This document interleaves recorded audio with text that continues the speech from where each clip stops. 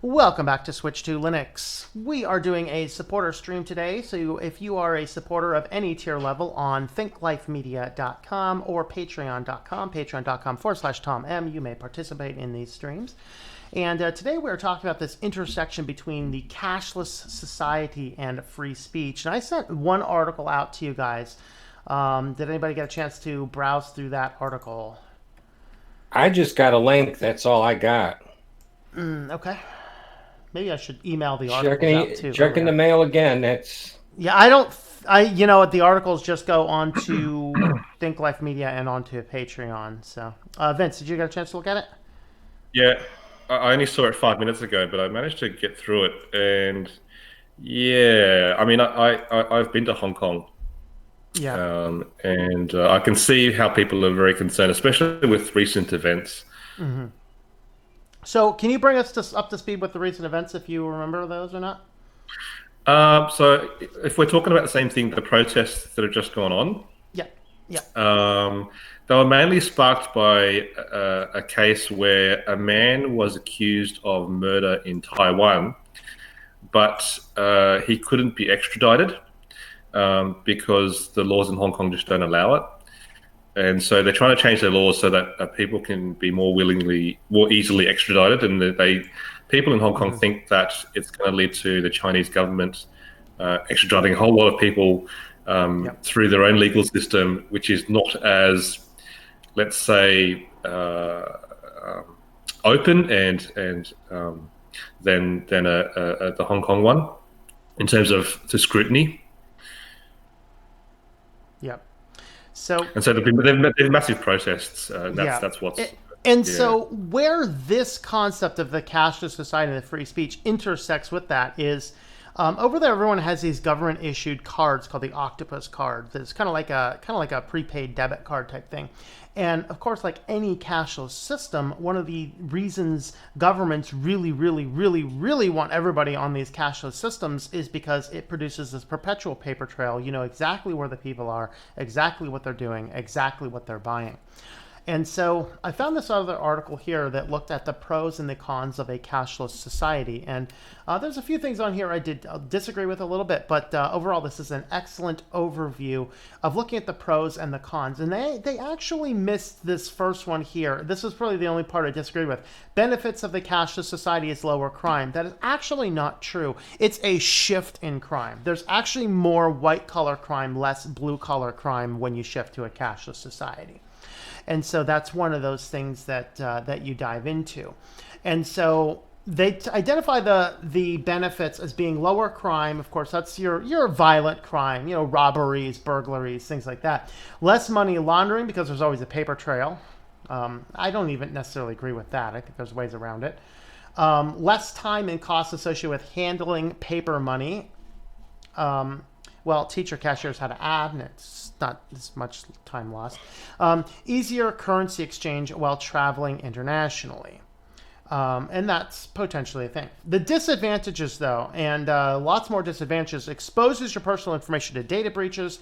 If hackers drain your bank account, you have no alternative source of money. Technology problems can leave you with no access to money. The poor and those without bank accounts can have difficulty paying or receiving payments. Some may find it harder to control spending when they don't see physical cash leaving their hands.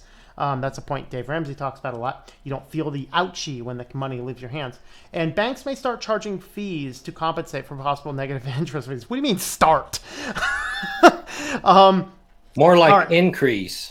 Yeah, jack up fees. Thank you for that super chat analog. Always appreciate that, my friend. Any thoughts on this advantages, disadvantages of cashless societies? I definitely agree with the point about how people don't realize how much they're spending, because right here where we are in Australia, there's a lot of people, probably similar with you guys, there's a lot of people getting themselves into so much debt because they're just walking around. It's so easy now to walk around and just tap your card, and pretty soon you've just run up a huge credit card debt that you don't even realize you have until you reach the end of the month and you get your bill. Yep. Yeah. And it's about the same whether that's credit or debit. It's way easier to get somebody to swipe a card than it is to actually hand over physical cash with numbers on it. Yeah. Yeah. Dan, anything to add? Cash is a little more simpler to actually in your face count. So, you have X amount of dollars in your wallet, and when they're leaving your wallet, you know what you have left in it. Yeah. Unlike a card, you maybe at best get a receipt and you don't realize how much the receipt's for till you get home and look at it. If you're even willing to take one. Some people just swipe their card, they don't even bother to take the receipt. Yeah. I don't think, and even if people take a receipt, how many people do you know that actually, unless they own a business and it was a business transaction, how many people do you know that actually bring receipts home to reconcile them? Unfortunately, I do. I do too. Me too. Wow. I am guilty of all my personal transactions. Here they are for the month. all my business transactions. All my business transactions go in my filing cabinet. Yeah, absolutely. Yeah. I transfer my receipts right into a money program that has all the accounts broken out, so I know what a running balance on every card is. Yep, absolutely. All right, so on to this article here, which is kind of where we wanted to start with. So the concern is that these people now in Hong Kong, they've stopped using their octopus cards because they're concerned that the government is tracking them. They know where they are. They know if they're in the middle of a protest, whatever else. They know where they're coming from. They know where they're going to. And so what ends up happening here is that if cash is abolished and nobody has any money anymore, you can be shut down. And of course, in China, which is in the center of this controversy, they have this social credit score. Well, how many people are going to be negatively impacted by this social credit score by simply being in the vicinity of a protest? And this is where we have issues where the cashless society leaves this perpetual trail of everything, and you can completely attach location services to all of that and see where everybody is, and you can shut down certain people. You could even reverse it and say, you're saying X thing, and we're going to shut you down. We're going to lock all your money because we don't like what you're saying. Is means of pressuring you into something you don't necessarily want to do. Any other thoughts to add on that point there? Well, yeah, they're going to get everybody on plastic instead of having cash, and then they can turn the money on the card off anytime they don't, the government doesn't agree with somebody. Mm-hmm. And you're going to have issues like that popping up regularly. They'll eventually, in some cases, people won't even make the decision. A bot will in the system. Oh, you did something we don't like. We're going to turn your card off. And a person ain't even going to look at it. Yep. And we're going to dive into that type of stuff in a little bit. I want to do a quick look at our comments. We're trying to be faithful to keep our comments going here. Let's see. Once again, thank you for that super chat, Analog. That always helps out the channel. Cashless society. I will not want to be part of that. Yes. Credit cards can be shut down. Cash burned in the backyard can't. It can be dug up and stolen, but it's probably a little bit safer, depending also on what your backyard looks like. Once cash is gone, governments and corporations will control all speech. That is a point we are going to get to. Loopy, ready to get rid of this iPhone. After my brother threw it in the pool, it started doing random things and acting up. Yes. Let's see. No one will be able to sell or buy without the mark. Yep, that is true. Use credit cards to buy gold and launder it away. There you go. Hello, Spin Viking. Greetings. Greetings, Joe. How's it going?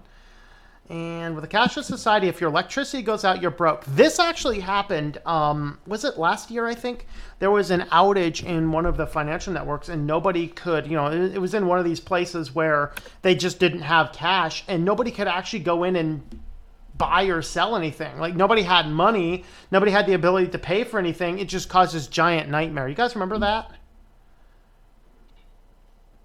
It was last year over in Europe somewhere. Was it a credit card system? I vaguely remember it. Yeah, it was a credit card. I think it was a credit card or one of these other payment systems like PayPal or Alibaba, whatever it was. I'm not sure. When you mentioned it, though, I was thinking of the blackout and was it 2008 or something like that, or whatever. Well, no, this was just a few months back. There was one. Yeah. No, I was only thinking because there was a power blackout when you couldn't make any electronic transactions, and we were traveling. I was traveling with my dad, and the only way you could buy gas was if you had cash. Yep. Yep. I remember We've had- something about that where the credit card system went down in Europe and nobody could buy anything. Yep.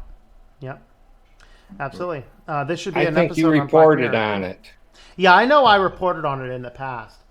And so one of the things this leads to, now we touched on this earlier. I lost where my articles are. There we are. We touched on this a little bit earlier, and that is that banks will start charging fees. Now, once we move to this cashless society, everybody's got to be using some type of service. So now everything costs us the item plus the service fee. So like I take PayPal for my business because it's a way that some people want to pay with a credit card, whatever else. So I take PayPal to accept that. And they, of course, they skim their 3.2% right off the top of everything I get in. Well, when we're reliant on these types of services, now we have to pay extra. So everything costs a lot more in our society. And I don't really know of anything that doesn't charge extra fees. Maybe your bank accounts, but even a lot of bank accounts now have basic fees attached to them. And so this raises another fascinating issue. What if your digital payment system is no longer taken? So this was actually last summer. Kroger, one of the largest grocery store chains in the world, they just decided that Visa credit card fees were too high for them, and they stopped taking them. And so if all you have is a Visa credit card, you're not buying groceries this week, not from Kroger anyway. Now, they did indicate that a debit card they still did take. I guess there's a differential in the fees in there, but the credit cards, they just won't take them anymore. Only debit cards. Walmart actually did that here in Canada. I think really? It was to do with Visa. And all it is, it's not because their fees are too high. It's because they're getting a better deal with the other provider in order to push the opposite one out. And this raises an interesting question because right now MasterCard is winning the war. As of this year, I think all of my bank accounts all switched from Visa to MasterCard. And I don't like that because MasterCard has been in the center of some really interesting things that we will get into in a few moments here. But this just indicates that, hey, we might all have to be onto a variety of different services. So does anyone use Apple Pay here? Does it cost extra fees? I think it does, doesn't it? Apple Pay is out in prepaid Apple cards? No, Apple like Pay. This one? No, Apple Pay, where you tie your credit card to it and you can pay with your app, with your phone on your app. So they have Apple, they have Oh, Google, no, Samsung I Pay. use what I just showed you for that. Yeah, I'm not sure if they have that or not. But the thing is, if you have to use all of these different services, now every one of these services is an extra hacking target. And I don't want to give my credit card information to Apple or to Samsung or to Google. No, That's why you use the card I just showed you, because it's a prepaid card and you redeem the amount you put in it in your iTunes, and it's linked to your iTunes account. Yeah. Which is disappearing, so I don't know where my money's going to go anyways. Yeah, absolutely. Now, any other comment on that before we jump on to the next section of this? If the next session has nothing to do with cashless society, then I would have a couple of things. It's cashless society all the way. It's, we're slowly moving to that here. My employer a couple years ago used to give us a paycheck, and all of a sudden they decided you have to have a bank account. We're doing direct deposit only. So you don't get to even see your money. The bank sees it before you do. So, we're slowly moving into that direction. We used to have large denominated bills back before 1969. We got there was $1,000 and $500 bills, and they got rid of those, and you can't get bills larger than 100 anymore. Yeah. So it's not entirely a bad thing that we have the option for direct deposits. There are some elements that are bad. So like a lot of my affiliate marketing guys, they jump into a PayPal account. They don't really want to do anything other than that, which is goofy. But all of my book stuff, author stuff, all dumps directly into a direct deposit. I honestly rather those types of things direct deposit, but a paycheck, I don't know. I mean, I've done paychecks and I've done direct deposit with paychecks. I don't know. Which Here's way the I thing. could be Even if leaned. you don't have a bank account, they will open up a credit like account type debit I account think for that- you, and your check goes that. Yeah, I think that the worst thing is when they say, we don't want to pay you money anymore. We're going to load a prepaid card for you. I think that should be completely illegal. I mean, it's just like... That's what I was just trying to explain. If you don't have a checking account, Yep. you get one of those. Yeah, and that's Here's the another problem. side. Another point. What's the difference between a paycheck or direct deposit? It's still going to your bank first. You can't spend your paycheck to go and buy a bag of chips at the corner store. Yeah. You got to bring it to your bank. If you're under a garnishment, or if the government's after your money, or if you have some kind of litigation in process where they're watching your accounts, or whatever the case may be, whether it's legal, illegal, doesn't matter. You still have to go to that bank. And if you have a garnishment, you can't go to a cash and check place either. Right? So a paycheck is still a cashless item these days because nobody will take your check in the private sector. Mm-hmm. That's a thing of the past. Yeah. That's... So, guys, Yep. don't hate on me too much, but I use tap to pay a lot. But I always keep an amount of cash with me, Yep. just in case. Yeah, and that's fine as long as you're cognizant about what you're doing and the services you're using. That's good. So, there's times that's convenient. There's times that it works. As long as you're a person that you're coming home every day and you know exactly how much you spent. That is the point that is most important, right? Yeah, and on top of that, a lot of nowadays you get charged a fee. Everybody wants to go to this other sector I'm going to talk about for a second is paperless. Everybody wants to go paperless. Your bills, they're constantly hounding you. Your TV bill, your phone bill. Oh, you can go paperless. We want you to go paperless. They send you all this. They send you more paper to try and get you to go paperless. Mm-hmm. What's really funny is that they always pull that with me. And so, or if I want a paper bill, it costs $1, it costs $2, it costs $5. And my rebuttal is always, if you can't send me a bill, I can't pay it. All right? I can't be expected to look for how much money I'm supposed to pay you. You're supposed to tell me how much money I'm supposed to pay you. That's the purpose of a bill. So send me a bill.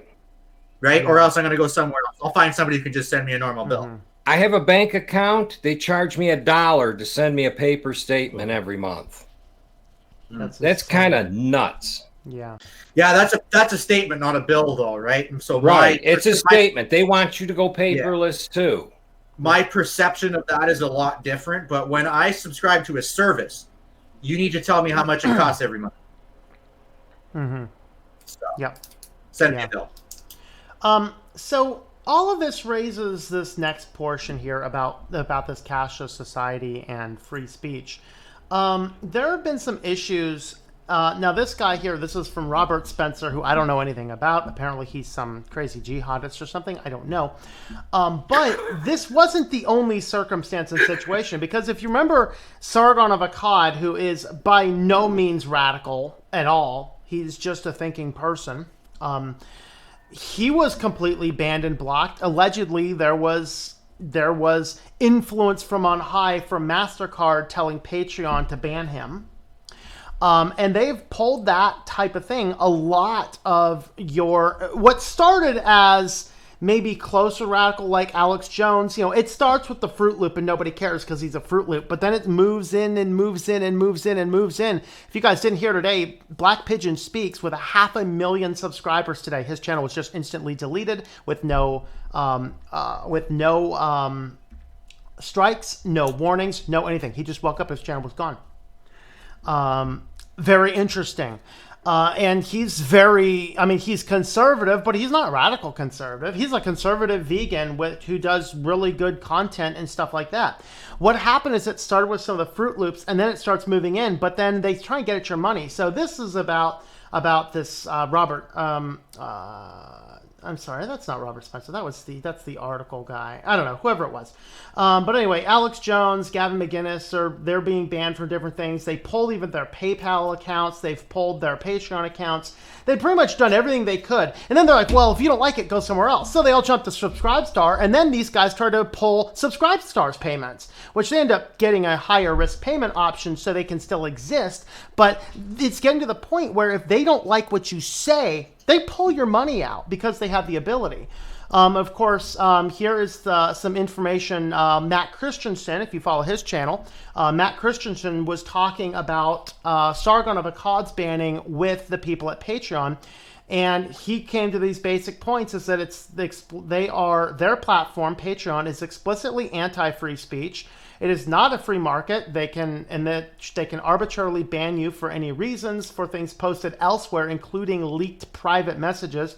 And the rules are enforced in a subjective manner by design. Those are the conclusions that he came to after talking with them. And so what ends up happening is I want to get out and I want to say a message. And like I said, this channel is a lot less controversial than my other channel, which is a Christian channel, particularly that I am a conservative Christian who's white and male and straight, okay? I mean, I got every mark against me in the book. I may as well have horns growing out of my head, all right, on my other channel. And if they don't like what's on that channel, speak the truth? I'm telling you what, that's the thing. And so if they don't like what I'm saying, and they wouldn't on a lot of things on that particular channel, maybe even this particular channel, they could just say, oh, well, this guy has some radical speech, so pull out his ability to use Patreon, pull out his ability to get monetization, pull out his ability. So what have they done? I'm relying on this to live. I'm relying on this to pay my bills. And the more support these channels like myself and other ones get, the more we have the ability to figure this stuff out, to study this stuff. Because if I have to spend my hours building websites for people, and then even if they just decide that I'm kind of crazy and MasterCard tells Patreon or PayPal not to work with me, how do I accept payments for my other businesses? So you get this situation going, and this is exactly where we find ourselves, is that in a cashless society, it is very easy to silence anybody you don't like what they're saying. And it might have started with Fruit Loops like Alex Jones, but it has become very conservative, very mainstream. I mean, and not just conservative, just anybody centrist, anybody mainstream, anybody who does not buy into this crazy, psychopathic, serious radical left-wing agenda is simply under attack, and it's weird. It's totally weird. But the ability to pull the payments out is really what they are looking to do in this cashless society. What are your guys' thoughts on that? Anybody? I think it's a dangerous thing. I think we should do everything we can to deter something like this from happening. And, these things happen because we sit back and watch them all go by. The sheeple. People don't do enough or say enough or do anything, to actually help stop this. Because they're afraid. Mm-hmm. Now, with all of this, fear of cashless society and all this, and how easily it is to have your payments just disappear, it really, leads me back to something I've been invested in since late 2011, early 2012, which is Bitcoin and cryptocurrencies, right? Because they are, they operate, well, not operate, but they are fungible, very similar to the same way as cash is. They're a lot closer to cash than they are other forms of electronic transactions, right? Mm-hmm. And the more and more that we're pushing towards a cashless society, more and more people are going to be looking for a way to perform private transactions, or at least not private, but anonymous transactions, which will fuel further growth of cryptocurrencies, I truly believe. Yep, absolutely. That's a good point. Yeah. Anyone else? Can you repeat a summary of the question? Because I was joining as you were saying it. Yeah, and greetings, pizza. Yeah, so what I was saying is just basically any other thoughts or questions on this, utilizing these digital things and really getting your politics in the middle of deciding who can eat and who can't eat. Okay, so I do not like them because for several reasons. One, what's stopping PayPal from going on and banning people they don't like? Yeah, or stealing your $5, right? Yeah, the way I was able to do this. Or stealing your $50,000. I've seen it happen. Yeah. Yeah. But yeah, the way I had to do the super chat was using a Google Play gift card. Yeah. But That's crazy. my other issue is that young people in a cashless society, young people wouldn't be able to buy stuff because you have to be over 13 or over 18 to be able to use these services. In theory, like I could tie a child's account to a parent's account at a bank, not necessarily at PayPal or something. But they have things to do that. So ultimately, for me, this is scary. We need to rely a lot more on cash. I mean, I actually just went and put an Amazon order through today, and you know what it looks like is I go and I sit in the Sheetz parking lot and I pull up my phone and I put together everything I need to do, and I see how much it costs, and then I go into Sheetz, drop cash on filling up my Amazon Cash account, push the button, and it orders before I'm back to the car using cash on Amazon. That's one of the reasons is that as much as Amazon is a little crazy at times, I still like them because not only did I pay cash for it, but also ships to a pickup location, so they don't even have my address at this point. And so that is certainly a point there. I think it was Amazon Go though. Didn't they get like sued by Pennsylvania for not allowing cash? No. Okay. So this was Amazon has those stores that are like they did the one up there where you're at, right? So you just go in, you scan your Amazon app, you go in, you grab whatever you want, it just auto bills your account and you leave. And so that's kind of what they did. So what Philadelphia, it wasn't Pennsylvania at large, it was Philadelphia, the city, they said, no, we will not allow these because that type of model is very prejudicial for the fact that a large portion of Philadelphia citizens don't have bank accounts. And so they didn't have a way to get in there. And so with that, there's ways around it. So like, I actually just had a huge fight with Amazon over the last 2 weeks. This is baffling to me. And so I have, to sell the books, I have an AMS account.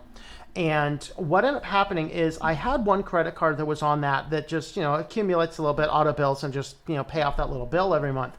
But that credit card decided that if I don't have a phone number on account with them to text me a verification code to log in the account, that they don't want me in there. And I called them up. I said, listen, I set this account up with security questions. I want those. And no, we can't do that. We have to have a phone number. I said, delete the account. All right, just delete the account.